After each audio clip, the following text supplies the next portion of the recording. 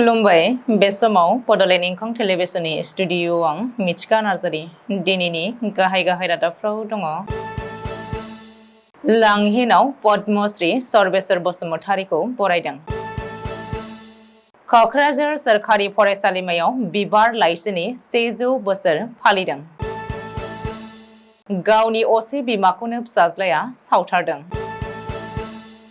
उमरे airport junction थांनाय लामायाव गंसे गारिया अर नांदों। माओवादीफ्रा 4 पुलिसफोरखौ लांखारनाय जाथाय।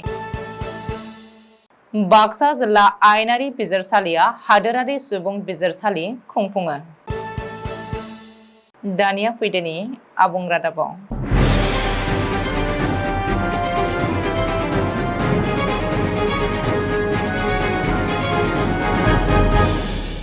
भारत सोरखारनिफ्राय ब्रैथि देरसिन सिविलियन एवार्ड पद्मश्री बान्था मोनगिरि पद्मश्री सर्वेश्वर बसुमतारीखौ सनिबारखालि कार्बि आलं जिल्लानि लांहिनाव बरायदों। सनिबारखालि फुंनि 11 रिंगायाव कार्बि आलंनि गुबुन गुबुन आफाद आरो गौथुमफोरा पद्मश्री सर्वेश्वर बसुमतारीखौ बरायदों। बेजों लोब्बा लानानै सा 100निबो बांसिन आबादारिफोरखौ लानानै मोनसे सांग्रांथियारि मेलबो खुंनाय जायो। कार्बि आलं जिल्लानि कसारी समाजनि आफादगिरि दलसिं बसुमतारीनि आफाद सामलायनायाव खुंनाय बे सांग्रांथियारि मेलाव नेहाथारि सनाराम बसुमतारीया थांखि बेखेवनानै होयो।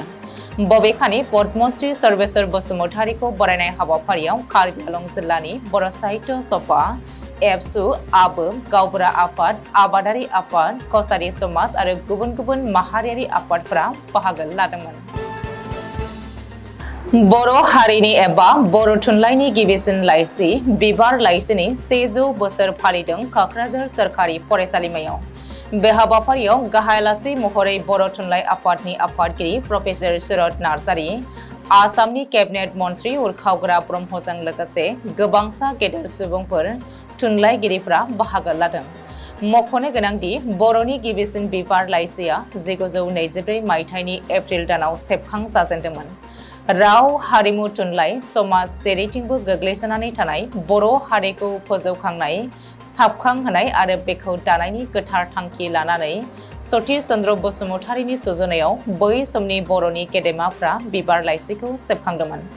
बेखौ लोब्बा लानानैनो दिनै कक्राझार सोरखारि फरायसालिमायाव बिबार लाइसिनि आबुं 100 बोसोर सान फालिदों।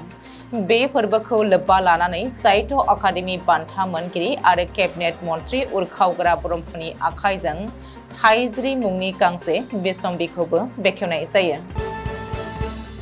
शिबसागर जिल्लानि सामागुरि ओनसोलाव सनिबारखालि गावनि असे फिसाज्लायानो बिमाखौ गाज्रि रोखोमै बुख्रुब सुख्रुब खालामखांनायनि उनाव मोदोमाव अर लागायनानै सावथारनाय जाथाया ओनसोलाव बयखौबो सोमोनांहोदों आरो दुंहाव थासारि सोमजिहोदों। बेबायदि दुखुनांथाव जाथायाव जिउ गोमानांनाय आइजोखौ बिना गगै होनानै सिनायथि होदों। बे जाथायनि गुबै दायनिगिरि फिसाज्लानि मुंखौ मानस गगै होनानै मिथिहोदों। बेनि अनगायैबो फिसाज्लाया गोबाव समनिफ्रायनो बिमाखौ गोबां गाज्रि आखु दिन्थिबोदोंमोन आरो बिमाया गासैखौबो सैनांबोदोंमोन होननानै सुलुंनिफ्राय मिथिनो हादों। मेघालय रायजोनि हरिभय जिल्लानि सिङाव थानाय मावब्लां गामिनिफ्राय दावबायबोनाय गंसे गारियाव सनिबार सानजौफुनि समाव उमराइ नंगर ओनसोलनि उमराइ एयारपर्ट जंक्शन थांनाय लामायाव हरखाबै अर नांदों। 44 नं राजा लामानि साखाथियाव तायंसेन मारिं मुंनि ड्राइभारा सालायनाय गारिनि इन्जिन गाज्रि जानायनि थाखाय हरखाबै अर नांदों होननानै मिथिहोदों। अर नांनायनि जाहोनाव गारिया गोबां खहा जादोंमोनब्लाबो गारियाव गाखोनाय सुबुंफ्रा जेबो जोखोम जायाखैसै होननानै मिथिनो मोननाय जादों। बबेखानि बे अर नांनाय जाथायनि बागै नायबिजिरनो उमराइ पुलिसआ गावसोरनि मिरुआव लानानै थांनाय जायो होननानै मिथिहोदों। मणिपुरनि इम्फल सानजा ओनसोलनि कैरेनगियाव थानाय 2 नं राजा लामायाव माखासे माओवादीफोरा कांपकपि पुलिस थानानि 4 पुलिसफोरखौ लांखारनानै बिसोरनि सायाव गाज्रि रोखोमै गाग्लोबदोंमोन। माओवादीफोरनि आखायाव सिखार जानांनाय 4 पुलिसखौ राम बाहादुर कार्की, रमेश बथाकी, मनज घाटी बडा आरो मोहम्मद ताज खान होननानै सिनायथि होनाय जादों। सुलुङाव फोरमायथिनाय बायदिब्ला जेब्ला बिसोर 4 पुलिसफोरा इम्फलनिफ्राय कांपकपि पुलिस थाना फारसे गिदिंबोफिनदोंमोन अब्ला सिनाय मोनै गासै सा 30सो मावबादिफ्रा हाथियार लानानै लामा दथायाव होबथानानै बिसोर साब्रै पुलिसफोरखौ मेगनाव गोसोम सि खाथेनानै लानानै थांदोंमोन। मावबादिफ्रा गावसोरनि थागिबिफोरनि सायाव उदखार खालामनायखौ बुंथिनानै गोख्रों सांग्रांथि होनायनि उनाव गोब्राब जोखोम खालामखांनानै बिसोर साब्रैखौबो गंफुट ओनसोलाव हगारनानै गालाङो। जोखोम जानाय साब्रै पुलिसफोरखौ फाहामथायनि थाखाय जिल्ला सावस्रि मिरुआव लानानै थांदोंमोनब्लाबो नाथाय उनाव गोग्गो फाहामथाय होनो गंफुट क्रिस्टियान हस्पिटालाव दैथायहरनाय जायो। बे जाथायनि उनाव कमिटि अन ट्राइबेल इउनिट सदर हिल्सआ ओनसोलनि दुंहाव थासारिखौ नोजोर होनानै 11 मेनि मोनानिफ्राय 12 मेनि मोना समसिम 24 घन्टानि थाखाय गंफुट जिल्लायाव शाटडाउन खालामनानै होनाय जायो होननानै मिथिनो हानाय जादों। बाक्सा जिल्ला आयेनारि बिजिरसालियाव जिल्ला आयेनारि सिबिथाय बिबानगिरिनि मददजों हादोरारि सुबुं बिजिरसालि खुंफुंनायनि सानथि खालामनाय जादोंमोन। बे हादोरारि सुबुं बिजिरसालियाव बाक्सा आरो तामुलपुर जिल्लानि बेन्दोंआव थानाय गोबां माखासे केसफोरखौ बिजिरनायनि उनाव फोजोबनायखौ नुनो मोनो।